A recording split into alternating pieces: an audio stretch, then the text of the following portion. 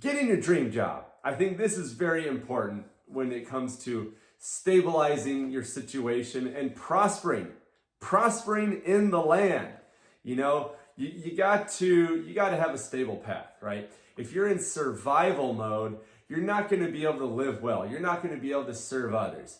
So getting that job really makes all the difference. And again, it's just really the same thing for me. It's setting that vision very straight and understanding what it is that you love, what it is that you want to do, what are you qualified to do, right? A lot of people are kind of stuck in a situation, like they studied to become a chef or something, and then they're working as a chef, and this is just an example. I have met someone in this situation, and a friend of mine, and he, he didn't like it. It doesn't pay great. And then the hours are really tough. They're really tough on a family. Lots of late nights, long days, long hours, just physically exhausting kind of stuff. And so then what do you do when you're in that situation? How do you get out?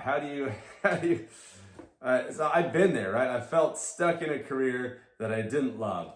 And I had to dig my way out.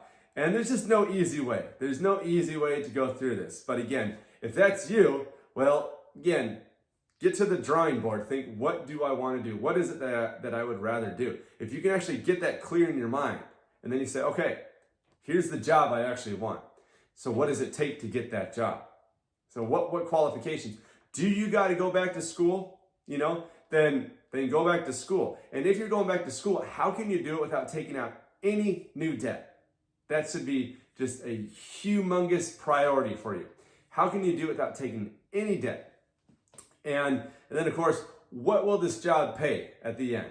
So, what's like this debt to income ratio versus, your situation now, or if there is any debt that you need to go into to get a degree that can allow you to get this job, what's the payoff down the road? And again, I really admire people who have just gotten, with the high school education, didn't even have to go to college, and they start Facebook or something, they start some epic company. That's incredible, right? So most of us are not pulling that off and are not in that situation. I, for one, have not, right? I've gotten the highest degree, right, that you can, unless you're looking at these different medical degrees and specialties within medicine. But yeah, a PhD, right? You got to get the bachelor's, get the master's, PhD, boom, that's it. That's 12 years of school. Well, 4 plus 2 plus 4, okay, so that's like 10 years of school, at least, right, for many people. So lots of education there. But even the same principle applies though. What's the debt to income ratio? What's the vision of that? What does it take to get to there? And then how can you minimize it? So when I was in my PhD program, I'm really proud of myself. Total opposite of my master's degree. I listened to what they told me, right? It's just like, hey, I need to get a degree, please. And they just say, great, sign all this here, create this FAFSA. Here, you need to take the maximum amount each semester. You need all these plus loans and these Perkins loans. And boom, yeah. So you need this, take all of this. And then the school administrators too are just like, well, don't even, you can't even work well in this. We're too busy. This is too demanding of a program. So you must focus entirely on school and nothing else.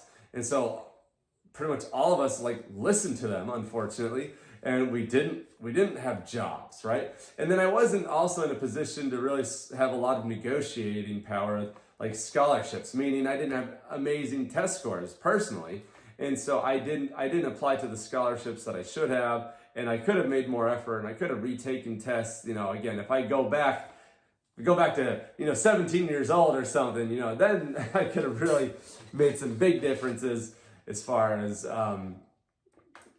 just how I approached my entire education. But again, you can't change the past, but you can change the future, which is the beauty of this all. So what I did do in the PhD program, though, to really financially make it as smart as possible, was I did work while I was in my PhD. And again, most people are not doing that. Some actually were working professionals getting a PhD, working at it at nighttime. Respect to them. But a lot of people just did what I did in my master's degree. 1 degree, please. 1 PhD, please. Okay, sign right here. Here's all your maximum loan amounts. Here's your Perkins and your plus loans, and boom. there you go, that'll pay off your tuition and pay your rent and your living expenses. And that's so terrible. That is so awful. That's so much debt. And the interest rates are just crushing. I mean, you're setting yourself up for pain and misery. People, do not do that. So I wasn't going to get this degree unless I had it funded. And so that's what I did. I made sure that I was able to get it funded, meaning that my tuition was covered, and I had this like assistantship. I was a TA for a class, or sometimes a research assistant. And so it didn't cost me money for school expenses, but then there's still the whole thing of living expenses. Oh dear, how do you pull that off? And a lot of people just get out a little bit of debt, they, even if they have their tuition and their TA jobs, they'll say, well, I still need a little bit of debt for the day-to-day. But then that can add up to $50,000, over a PhD program. That's a lot of money. So you don't want to add that up, especially if you already have school debt as it is. So I just said, no, I'm not going to do that. So I was teaching Chinese kids English online at like 3 a.m, a few days a week. And just that extra income made all the difference in the world. It made it so I got through that entire degree without taking out any debt. So again, I'm still talking about, how can you really get yourself lined up with your dream job, lined up with what you really want to do, and lined up with the career that you feel is best suited for you, that you're interested in, that you feel like is going to give you the lifestyle that you want, the level of pay that you want. So make sure you make all those calculations, you got that vision, and then you can get yourself in that job. A lot of people struggle though to get to this point, because if they're in the job and they feel like they don't love it, and they might even be making a good amount of money, but they don't love it. Usually that means we got to make some kind of change though, a change in what we're doing, how we're doing it, how we're looking at it. So, but for me, I was blessed to just kind of have some clarity here of saying, but we can create that clarity, of course, create some clarity here of, this is what I want to do. So I want to get this job, and I can say though, working in that job, it's wonderful. It's wonderful to do what you want to do, and to live a lifestyle that before was just like a pipe dream at one point, when you're just a struggling, starving student, right? Being in my shoes now, it's like, hey, it's actually a reality, especially when you pay off your debt. It's a reality to like buy a house, go on vacations, take care of a family, just have a family. Period, right? So that is essential.